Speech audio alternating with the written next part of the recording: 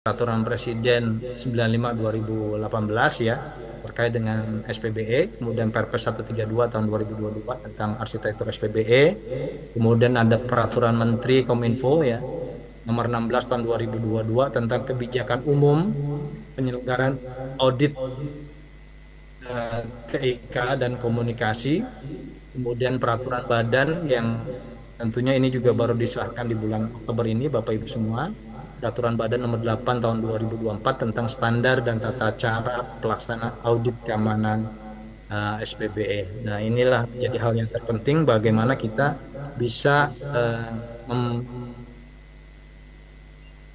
melakukan audit kontrol terhadap kontrol-kontrol yang sudah diterapkan di dalam kebijakan yang sudah Bapak Ibu semua buat khususnya di kebijakan keamanan informasi SPBE. Nah, ini saya detailkan ya Bapak Ibu semua kaitan dengan regulasi keamanan SPBE. Di dalam Peraturan Presiden 95 tahun 2018, di situ sudah dijelaskan regulator ya, kaitan dengan regulator pasal 7. BSSN mendefinisikan substansi domain keamanan SPBE dan pada arsitektur SPBE nasional. Pasal 41 Perpres 95 BSSN menyusun standar teknis dan prosedur keamanan SPBE. Dan ini sudah disusun oleh BSSN ya Bapak Ibu melalui peraturan Badan nomor 4 tahun 2021. Kemudian pasal 48 Perpres 95 BSSN menyusun pedoman manajemen keamanan informasi SPBE. Kemudian pasal 58 Perpres 95 BSSN menyusun standar dan tata cara audit keamanan SPBE. Ini amanatnya sudah jelas ya di Peraturan Presiden 9 tahun 2018. Kemudian untuk hal asesor ya di pasal 30 itu juga sudah diamanatkan BSSN memberikan pertimbangan kelayakan keamanan pada pusat data nasional ya, itu sudah kita lakukan juga. Kemudian pasal 32 Perpres 95 BSSN memberikan pertimbangan kelayakan keamanan pada jaringan infra pemerintah ya. Kemudian pasal 33 Perpres 95 BSSN memberikan pertimbangan kelayakan pada sistem penghubung layanan. Jadi hal inilah yang menjadi regulasi terkait dengan keamanan SPBE. Kemudian yang kaitan dengan auditor nih Bapak Ibu semua. Pada pasal 58 Perpres 95 ya, BSSN melaksanakan audit keamanan SPBE pada aplikasi umum dan infrastruktur SPBE nasional. Itu clear ya. Kemudian Permenkominfo 16, BSSN sebagai latih pemerintah yang melaksanakan audit keamanan pada aplikasi umum dan infrastruktur nasional. Nah, ini Bapak Ibu ya kaitan dengan audit, saya coba melihat dari perspektif standar ISO dan perspektif nanti berdasarkan Perpres 95 tahun 2018 ya. Jadi kalau Bapak Ibu semua bertanya apa sih audit itu gitu ya? Apakah audit akan mencari kesalahan? Tentu tidak Bapak Ibu semua. Jadi audit merupakan sebuah proses sistematis ya, independen dan terdokumentasi untuk mencari bukti-bukti audit dan mengevaluasi bukti-bukti tersebut secara objektif, tidak subjektif ya Bapak Ibu semua, untuk menentukan sejauh mana kriteria audit telah terpenuhi. Jadi seorang auditor itu harus objektif berdasarkan fakta dan data yang didapatkan di lapangan. Kemudian yang berikutnya adalah tujuan dari audit itu memeriksa kesesuaian antara standar, regulasi, prosedur dengan kondisi penerapan di lapangan. Makanya tadi yang saya sampaikan di indikator 8 pembuatan kebijakan, indikator 22 adalah terkait dengan implementasi. Nah, bagaimana regulasi yang sudah dibuat ini diterapkan dalam lapangan? Inilah fungsi auditor nanti, Bapak Ibu. Yang kedua, menjamin konsistensi dalam penerapan di lapangan. Yang ketiga, mencari poin-poin untuk peningkatan dan perkembangan terhadap kondisi yang di lapangan. Poin-poin di sini bagaimana memperbaiki terhadap sistem-sistem yang kurang atau lemah, gitu ya. Keempat, mematuhi peraturan terkait dengan pelaksanaan audit. Dan yang kelima, sebagai pemenuhan permintaan dari pelanggan atau organisasi. Nah, ini prinsip ini juga yang perlu dilakukan ya oleh teman-teman auditor, khususnya nih Bapak Ibu semua dari Inspektorat Daerah. Mempunyai integritas yang tinggi, jujur, profesional. Profesional di sini adalah karena perkembangan teknologi itu sangat berkembang, day to day, minggu, bahkan per bulan itu selalu berkembang, makanya seorang auditor ya perlu bekerja secara profesional, mereka mengikuti perkembangan teknologi yang ada sekarang. Bagaimana mengamankan itu dan sebagainya. Kemudian menjaga kerahasiaan, seorang auditor itu harus independen, pendekatan berdasarkan bukti, dan pendekatan berbasis resiko. Tadi yang saya sudah sampaikan di awal, beresiko dan harus ada mitigasi resiko.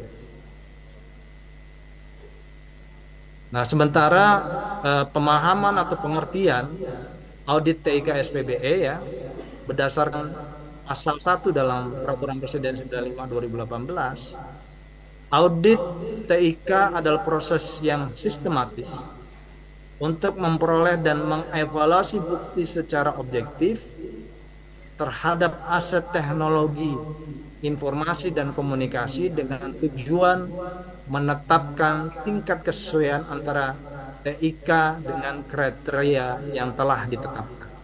Artinya apa Bapak Ibu semua? Bahwa semua harus kepatuhan terhadap regulasi yang telah dibuat Bapak Ibu semua. Nah, inilah aset SPBE yang tadi saya sampaikan. Aset berbanding lurus, resiko berbanding lurus, aset kali vulnerability dikali dengan threat. Mulai dari data informasi elektronik, pusat data, sistem pelayanan, aplikasi, web, dan jaringan intra. Tentunya semua ini Bapak Ibu semua, yang terpenting adalah people. People inilah yang nanti akan mengelola dari aset-aset SPBE ini. Pertanyaan saya adalah kepada Bapak Ibu semua. Sudah siapkah SDM yang ada di lingkungan Bapak Ibu? Kalau yang saya lihat, saya analisis selama ini ya Bapak Ibu semua, kita leak di masalah SDM, terutama SDM yang punya kemampuan dalam hal pengelolaan teknologi informasi, bahkan terkait juga dengan keamanan informasi. Nah, kompetensi-kompetensi SDM inilah yang perlu Bapak Ibu semua tingkatkan. Karena kalau kita bicara konteks aset SPB ini, semuanya yang ngelola adalah people. Bagaimana Bapak dan Ibu semua ya, menyiapkan SDM yang punya kapabilitas dan kompetensi terkait dengan pengelolaan sumber sistem pemerintahan berbasis elektronik, khususnya kalau dari sisi BSSN adalah mempunyai kapasitas dan kompetensi terkait dengan kemampuan dalam hal keamanan informasi atau keamanan siber. Seperti itu Bapak Ibu semua. Nah, ini prinsip-prinsip keamanan SPBE ini sudah tertuang juga di dalam Peraturan Presiden 95 tahun 2018, khususnya di pasal 40 ya Bapak Ibu semua. Yang pertama adalah penjaminan kerahasiaan. Tentunya ada penetapan klasifikasi keamanan, pembatasan akses, dan pengendalian keamanan menggunakan teknik enkripsi dan kriptografi Bapak Ibu semua. Kemudian yang kedua, adanya keutuhan, pendeteksian, modifikasi, penggunaan tanda tangan elektronik tersertifikasi. Dan saya yakin Bapak Ibu yang hadir saat ini semuanya sudah menggunakan tanda tangan elektronik yang dikeluarkan sebagian besar oleh BSRE dari Badan Siber dan Sandi Negara. Kemudian yang berikutnya adalah ketersediaan. Ini harus ketersediaannya 24/7 Bapak Ibu semua. Penyediaan cadangan perencanaan untuk menjamin data dapat selalu diakses oleh masyarakat. Misalnya Bapak Ibu semua punya sistem utama dalam pelayanan kepada masyarakat. Tentunya layanan aplikasi ini jangan sampai mati berjam-jam karena sangat dibutuhkan oleh masyarakat Bapak Ibu semua. Jadi kita harus punya standar prosedur minimum, misalnya mati maksimum adalah 1 jam. Kemudian kita bisa recovery. Inilah yang penting ya 24/7 ini, ketersediaan layanan aplikasi untuk masyarakat. Dan tentunya kesediaan ini juga datanya harus valid dan aman ya. Kemudian autentik, keaslian, penyediaan mekanisme verifikasi, validasi, and hash function. Kemudian kenirssangkalan, penerapan tanda tangan digital dan jaminan pihak ketiga terpercaya melalui penggunaan sertifikat digital. Nah sekarang saya yakin juga Bapak Ibu sudah menggunakan tanda tangan digital, sertifikat digital yang kita ada dimanapun kita bisa melakukan tanda tangan ini dan lebih simple. Misalnya seorang kepala dinas punya surat masuk sebanyak 100 surat gitu Bapak Ibu. Itu dengan hitungan hanya 2 menit surat itu sudah tertanda tangan 100 dokumen yang masuk gitu ya. Jadi lebih simple dan lebih mudah serta aman ya Bapak Ibu semua. Nah ini contoh implementasi ya yang tadi saya sampaikan tadi yang kaitan dengan SPBE. Jadi kesediaan ini mulai dari backup data, kemudian data recovery center, genset, UPS dan sebagainya, ini yang harus disiapkan oleh teman-teman dari Dinas Kominfo ya. Kemudian kaitan dengan kerahasiaan, adanya fungsi enkripsi, kemudian ada hash function, data masking pada akses user management di pengelolaan TIK di tempat Bapak Ibu semua.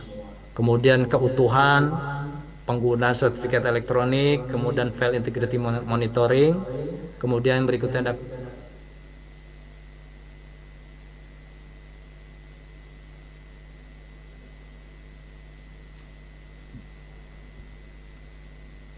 Pak Lukman, mungkin dicek koneksi.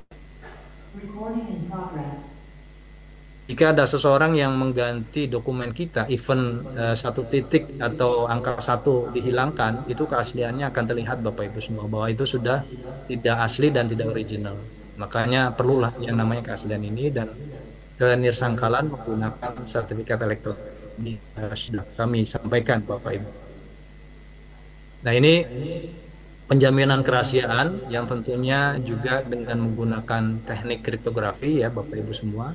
Saya tidak menjelaskan secara detail teknis ya, namun yang perlu dipahami adalah bahwa pada saat Bapak Ibu sudah menerapkan enkripsi untuk penjaminan kerahasiaan melalui laptop, melalui PC ataupun melalui mobile phone, semua media yang ada pada saat dilakukan pengiriman media melalui media internet, email dan sebagainya, bahwa media itu sudah terenkripsi. Nah pada suatu saat di tengah-tengah ini ada orang yang melakukan intercept gitu ya. Data ini bisa diambil Bapak Ibu semua. Data bisa diambil di tengah ini, namun mereka tidak bisa membaca dokumen yang sudah kita kirim. Ya. Kemudian pada saat kita terima secara otomatis sudah terdeskripsi dokumen yang sudah kita kirim akan bisa terbuka di agen yang sudah kita kirimkan ini melalui entah itu melalui email ataupun media yang lainnya Bapak Ibu semua. Nah ini salah satu bentuk penjaminan keutuhan, keaslian dan kenirssangkalan ya dengan menggunakan sertifikat elektronik. Nah di Indonesia Bapak Ibu semua ya, penyelenggara sertifikat elektronik itu ada e-Authentic ya, ini yang dikembangkan oleh Badan Pengkajian dan Pendapatan dulunya. Kemudian ada Balan Sertifikat Elektronik ya oleh Badan Siber dan Sandi Negara. Ada Privy ID ya, ada VIDA, kemudian ada PRURI, ada desain, ada teken saja. Ini bagian dari optional yang Bapak Ibu semua bisa lakukan dalam hal untuk menjamin keutuhan keaslian. Namun yang kami lihat selama ini bahwa hampir seluruh pemerintah pusat dan daerah bekerja sama dengan sertifikat di Badan Siber dan Sandi Negara. Ini salah satu contohnya ya, sudah diterapkan oleh Kementerian Negara, oleh Badan Siber, BPOM, dan hampir seluruh instansi pemerintah sudah menerapkan ini. Penjaminan kesediaan ini juga yang tadi saya sudah sampaikan bahwa backup data agar layanan terhadap aplikasi yang kita berikan kepada masyarakat selalu tersedia.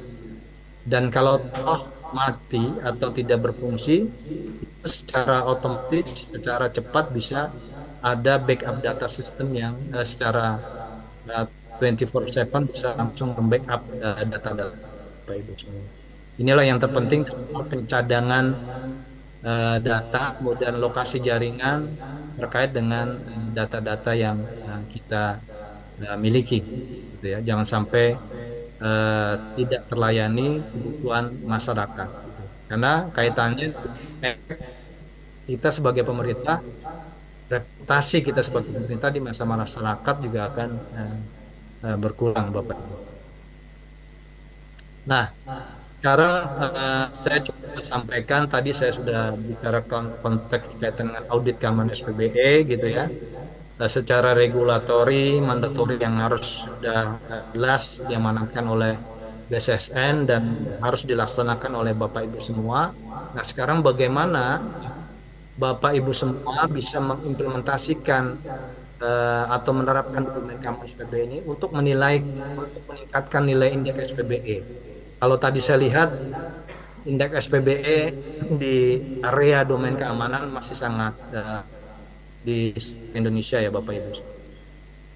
Nah, domain keamanan SPBE, Bapak Ibu tinggal melihat di indikator 8 ya, indikator 22 dan indikator 1.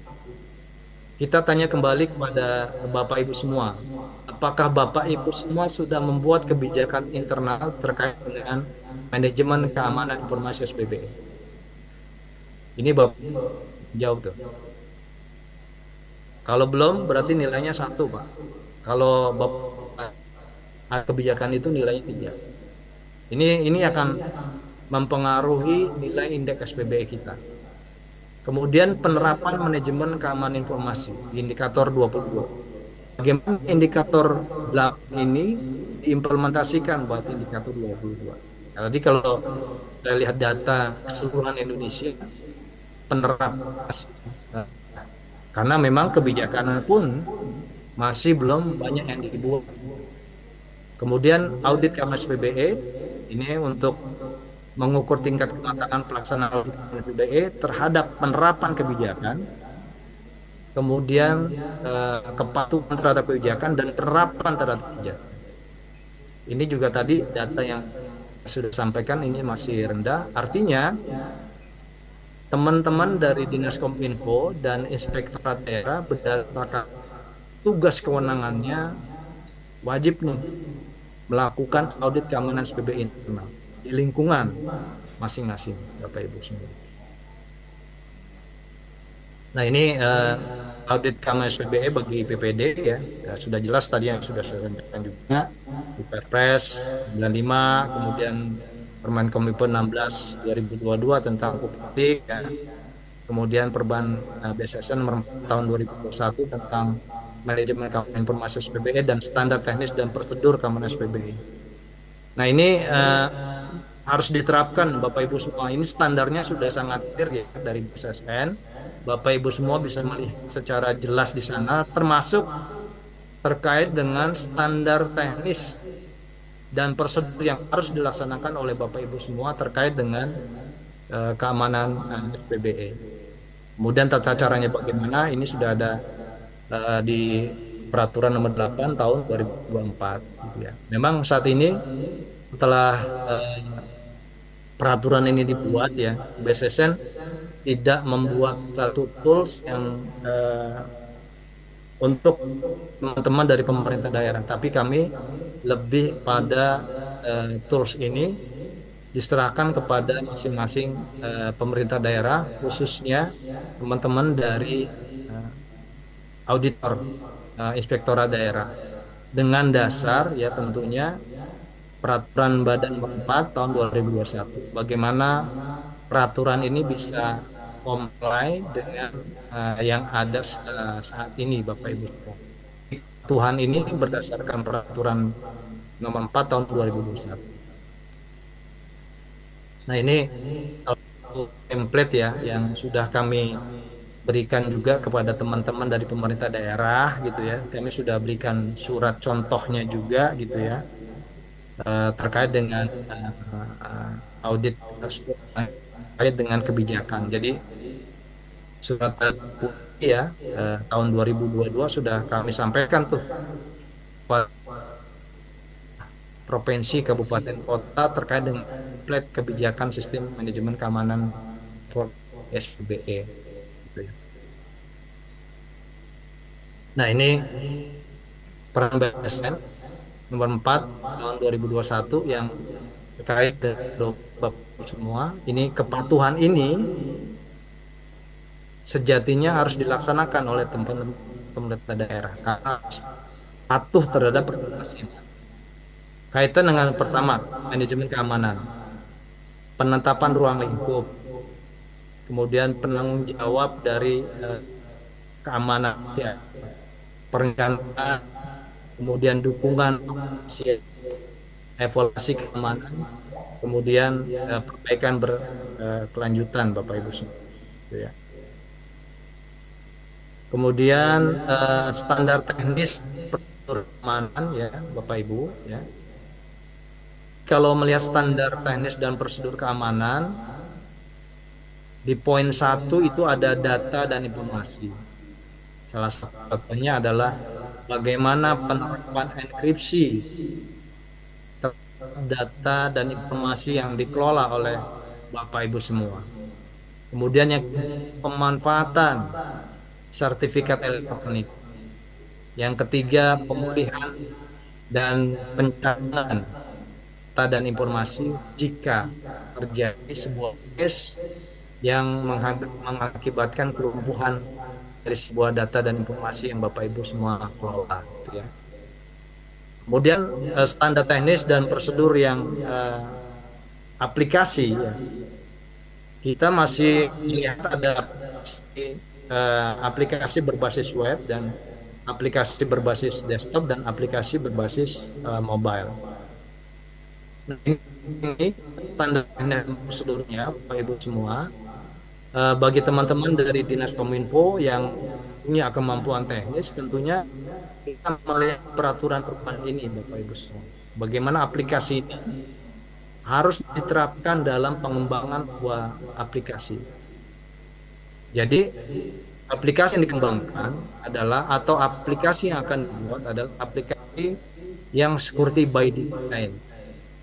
Tidak aplikasi ini tapi mengecek keamanannya kemudian diimplementasikan baru dicek kemudian keamanannya, itu tidak seperti itu. Sekarang bahkan dari Kementerian RB pun menerapkan bahwa setiap aplikasi yang dikembangkan harus berdasarkan security by design yang bisa bekerja sama dengan Badan Siber dan Sandi Negara. Kemudian yang ketiga, Pusat Data Nasional mengacu pada SNI ISO 8799 yang sekarang juga sudah diterapkan juga di PDN 1 dan 2 ya, bahkan untuk PDN yang secara benar yang saat ini masih dalam tahap pembangunan dan dijanjikan pada saat itu oleh Dirjen Aptika ya, kemungkinan baru bisa operasi di Januari tahun 2025 Bapak Ibu semua. Dan di dalamnya juga ya BSSN juga sudah bekerja sama untuk menerapkan kriptografi as a service dalam pusat data nasional, sehingga lalu lintas data nanti yang diterapkan di PDN ini semuanya sudah implementasi dengan kriptografi. gitu ya. Sehingga insya Allah dengan sudahnya terimplementasi dengan kriptografi as a service yang dikembangkan oleh BSSN, insya Allah semuanya menjadi lebih tertib gitu ya. Kemudian yang keempat ya terkait dengan jaringan intra pemerintah, administrasi jaringan intra pemerintah, kontrol akses, autentifikasi dan kontrol keamanan. Ini juga menjadi hal yang sangat penting, integrasi data dan interoperabilitas data ya. Kemudian yang kelima, ini juga SPA, apabila sistem terintegrasi, perangkat integrator, kemudian API dan web services gitu ya. Ini hal-hal yang perlu Bapak Ibu semua lihat, standar yang perlu Bapak Ibu patuhi, karena kepatuhan terhadap ini sehingga nantinya aplikasi atau infrastruktur yang kita jalankan menjadi lebih aman Bapak Ibu semua. Nah, ini indeks capaian kebijakan pelaksanaan audit keamanan SPBE ya, Bapak Ibu semua. Tadi sudah sampaikan ada di indikator 8, 22. Sementara kalau di audit keamanan SPBE ada di indikator 31.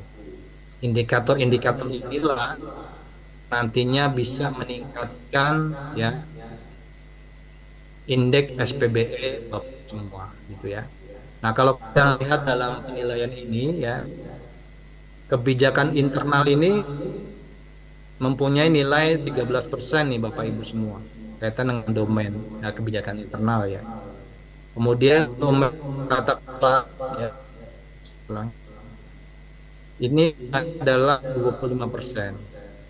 Kemudian manajemen SPBE ya, ini ada indikator 22 dan 31, ini nilainya 16,5%. Sehingga semua tidak menjalani kebijakan internal, kemudian manajemen keamanan SPBE tentunya akan menurunkan indeks SPBE Bapak Ibu semua. Ya, ini berdasarkan Permenpan RB nomor 59 tahun 2020. Nah, ini tingkatnya ya Bapak Ibu semua ya. Tingkat 1 sampai dengan tingkat 3. Kalau tadi kita mengacu dari atau kami dari BSSN ya, kaitan dengan domain keamanan SPBE di tahun 2023 dan 2022, rata-rata masih ada di level berapa tadi Bapak Ibu? Belum sampai 3 ya. Average di 2, apalagi di audit gitu ya.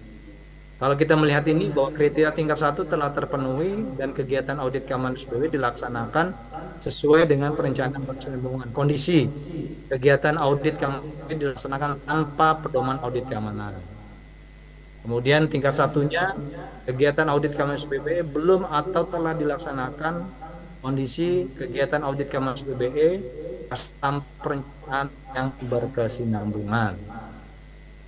Nah, sekarang bagaimana Bapak Ibu semua bisa mendapatkan level penilaiannya itu adalah 3 ataupun 4, tentunya tadi harus ada kebijakan, kemudian kebijakan ini Bapak Ibu semua implementasikan, kemudian Bapak Ibu ya mempunyai kompetensi untuk melaksanakan audit terkait dengan kepada kebijakan, kemudian implementasi terhadap kebijakan. Inilah yang terpenting dalam hal indikator keamanan audit keamanan SPBE, Bapak Ibu.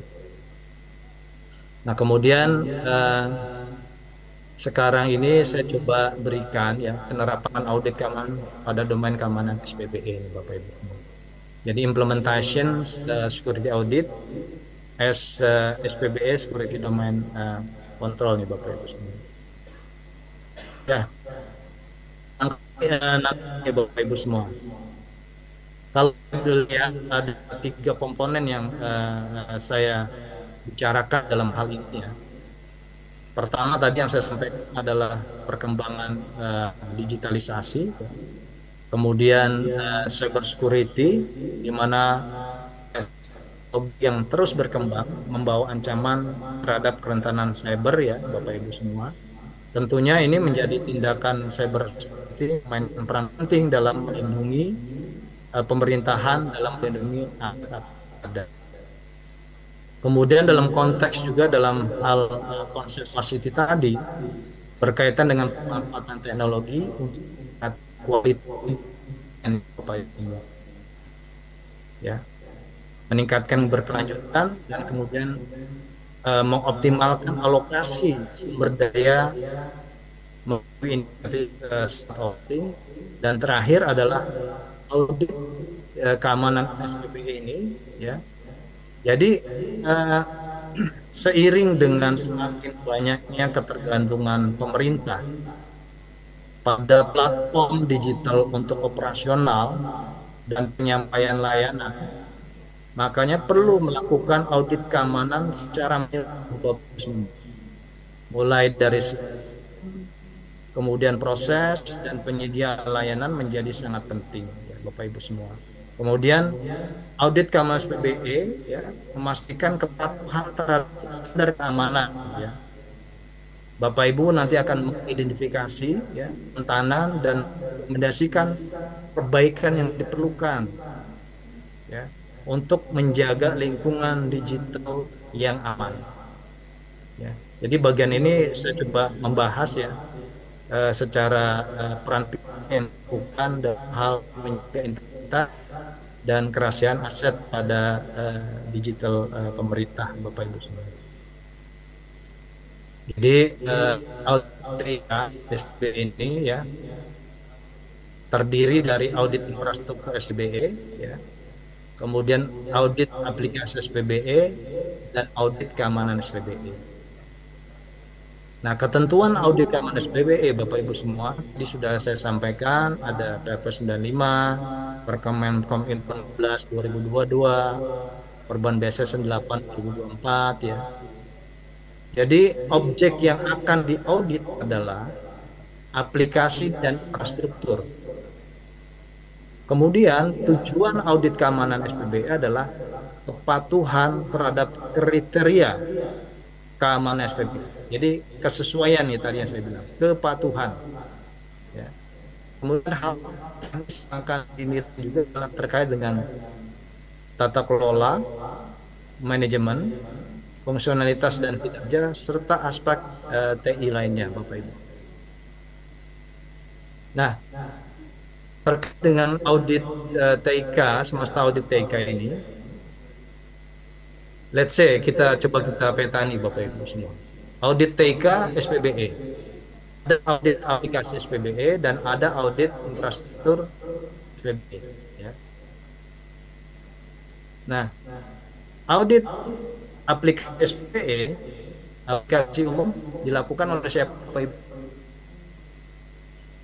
Oleh BRIN ya. Kemudian untuk aplikasi khusus oleh Inspektorat Instansi Pemerintah Pusat dan Daerah atau daerah yang mempunyai tugas kewenangan melakukan audit. Kemudian audit infrastruktur SPBE, infrastruktur nasional dilakukan oleh BRIN, dan audit oleh Inspektorat Daerah ya. Sementara kalau kita bicara audit keamanan SPBE, Bapak Ibu ya, audit keamanan infrastruktur SPBE nasional dan aplikasi umum dilakukan oleh dan sementara untuk audit keamanan infrastruktur SPBE internal dan audit keamanan aplikasi khusus SPBE dilakukan oleh Inspektorat Daerah ya. Jadi saya kasih keterangan di bawah ini Ibu semua. Lead auditor dapat bekerjasama dengan LATIK atau lembaga TIK dari pihak swasta terakreditasi atau LAKI, lembaga audit keamanan informasi. Lead auditor dari inspektorat masing-masing IPP dapat bekerja sama dengan LATIK atau LAKI, dapat bekerja sama dengan personel Dinas Kominfo atau dinas lainnya. Misalnya gitu, Bapak Ibu. Inspektorat daerah belum punya teman-teman yang punya kompetensi terkait dengan audit keamanan SPBE. Nah, dari teman-teman inspektorat daerah bisa meng-hire atau eh, bisa menjadi sebuah tim auditor di pemerintahan daerah dengan melibatkan teman-teman dari Dinas Kominfo yang mempunyai kompetensi. Mereka bisa melakukan audit ke dinas-dinas yang lain, Bapak Ibu semua, kepada OPD yang lain. Namun, tidak boleh jeruk makan jeruk, Bapak Ibu. Karena pada saat tim auditnya adalah dari Dinas Kominfo, maka tim ini tidak boleh melakukan audit di Dinas Kominfo. Nah, dari Dinas Kominfo yang harus nantinya untuk melakukan audit Dinas Kominfo harus melibatkan dari personil yang lain di luar Dinas Kominfo, misalnya dari akademisi yang punya kemampuan audit keamanan gitu ya. Itu Bapak bisa bekerja sama dengan teman-teman dari para akademisi seperti itu. Saya lanjut Bapak Ibu ya. Ini prosedur pelaksanaan audit Kamnas PBE. Pertama adalah pemahaman terhadap kontrol keamanan ya, yang tentunya tadi kontrol keamanan kami sepakati atau berdasarkan Perban 4 tahun 2021. Kemudian evaluasi terkait dengan desain kontrol yang sudah menjadi apa namanya menjadi regulasi yang harus dipatuhi ya. Kemudian bagaimana informasi terhadap kontrol-kontrol yang ada ya. Jadi desain kontrolnya seperti apa, kemudian implementasi terhadap kontrolnya seperti apa, dan terakhir adalah evaluasi terhadap efektivitas kontrol ini Bapak Ibu semua. Nah, kemudian eh, berdasarkan eh, Perban 8 tahun 2024 ya, eh, khususnya di pasal 5 ayat 5, audit bahwa semua ini ya, audit Kamnas PBE pada aplikasi khusus dan infrastruktur IPBD untuk kebutuhan internal di IPBD masing-masing dilakukan audit minimum 1 kali dalam 2 tahun oleh unit kerja pengawasan berkoordinasi dengan BSSN ya. Kemudian untuk audit infrastruktur SPBE dan aplikasi SPBE bekerja sama ya dilakukan audit setiap tahun oleh unit kerja pengawas berkoordinasi dengan BRIN. Kemudian audit aplikasi SPBE, aplikasi khusus SPBE dilakukan audit setiap 1 tahun oleh unit kerja pengawasan koordinasi dengan. Nah, kemudian untuk yang eksternal, audit eksternal, saya bahas di audit keamanan SPBE ya. Audit keamanan dan pada infrastruktur SPBE nasional dan aplikasi umum dilakukan setiap 1 tahun oleh BSSN. Aplikasi SPBE nasional ya, Bapak Ibu semua aplikasi umum. Audit keamanan pada SPBE PPD dan aplikasi khusus dilakukan minimum 1 kali dalam 2 tahun oleh lembaga audit. Ya, ini berdasarkan Perban 8 2024 pasal 9 ayat 3 Bapak Ibu. Nah, ini pelaksana audit internal keamanan SPBE. Ini yang mohon ini menjadi perhatian ya Bapak Ibu semua ya. Tentu pertama adalah unit kerja. Audit PBE dilaksanakan secara periodik oleh auditor pada IPPD yang melaksanakan bidang pengawasan internal. Kemudian anggota timnya adalah dapat melibatkan ASN dari unit kerja lain, milik kompetensi audit TIK dan atau keamanan informasi. Kompetensi ya, kompetensi dibuktikan dengan sertifikat pelatihan audit TIK dan atau audit keamanan informasi. Pelatihannya tentang dengan audit keamanan PBE, pelatihan audit diselenggarakan oleh BSSN atau lembaga pelatihan lain yang dapat pengakuan dari Badan Siber dan Sandi Negara. Nah, ini yang pada kita melakukan audit ya Bapak Ibu semua, yang kaitan yang pertama adalah tentukan skala prioritas aplikasi yang akan kita audit. Jadi ada harus skala prioritas, kemudian ruang lingkup yang akan kita nilai gitu ya. Jadi dari sekian banyak aplikasi yang Bapak Ibu kelola, kira mana yang prioritas yang akan dilakukan audit? Kalau saya melihatnya yang perlu dilakukan secara prioritas adalah aplikasi yang memberikan layanan kepada masyarakat dan berdampak kepada masyarakat. Ini aplikasi-aplikasi inilah yang perlu dilakukan audit terus-menerus. Kemudian yang tahapan berikutnya adalah penentuan prioritas ya berdasarkan kategorisasi sistem elektronik dan verifikasi infrastruktur informasi vital. Kemudian yang berikutnya adalah penentuan prioritas ini mulai dari kategori sistem elektronik dan infrastruktur SPE, baik secara fisikal ataupun ya infrastruktur itu kita lakukan pada sistem infrastruktur ya. Kemudian prioritas aplikasi dan infrastruktur SPBE yang pertama kali dilakukan audit keamanan SPBE Bapak Ibu. Nah, ini salah satu cara kita melihat eh, kategorisasi sistem elektronik nih Bapak Ibu semua. Jadi kalau eh, saya ambil contoh di sini ada 10 question yang harus Bapak Ibu jawab gitu ya. Jadi eh, pertama misalnya nilai investasi sistem elektronik yang terpasang lebih dari 30 miliar, lebih dari 3 miliar sampai 10 miliar atau kurang dari 3 miliar. Nah, ini investasi ini itu termasuk belanja modal gitu ya, Ibu semua, pengadaan barang, kemudian alat-alat yang mendukung lainnya. Jadi total sekian gitu ya. Kemudian total anggaran operasional tahunan yang dilokasikan buat pembiayaan aplikasi ini. Nah, ini ada 10 question yang Bapak Ibu semua bisa jawab gitu ya. Kemudian nah, ini pertanyaan ini berdasarkan ya, Perban 8 2020 tentang sistem pengamanan dan penegakan sistem elektronik. Kemudian nanti dari 10 question yang sudah Bapak Ibu semua jawab, nanti akan ada hasil akhir. Akhir penilaian itu misalnya nilai akhirnya adalah 10 sampai 15 berarti sistem elektroniknya adalah rendah yang beresiko terhadap operasional yang bersara dan hanya mengganggu sebagian kecil penggunaan layanan ya.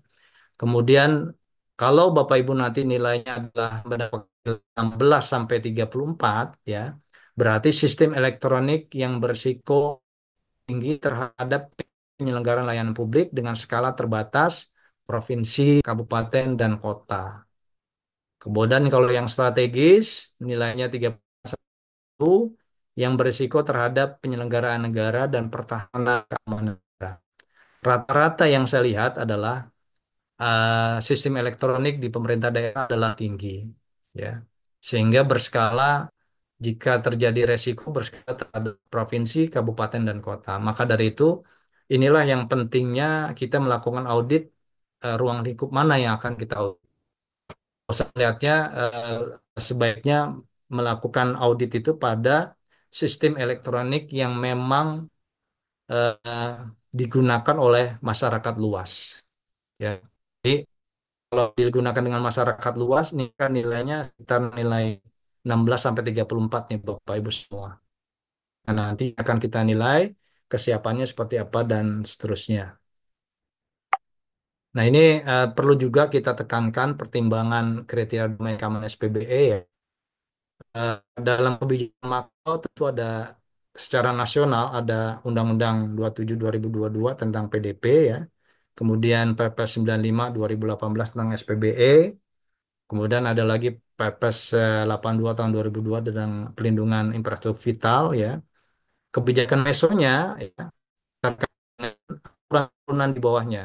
Contohnya peraturan BSN nomor 4 tahun 2021 kait dengan manajemen keamanan informasi SPBE dan standar teknis dan prosedur. Kemudian ada Permenkominfo 2002 dan satu lagi Ibu, peraturan BSSN nomor 8 tahun 2024 tentang tata cara audit ya.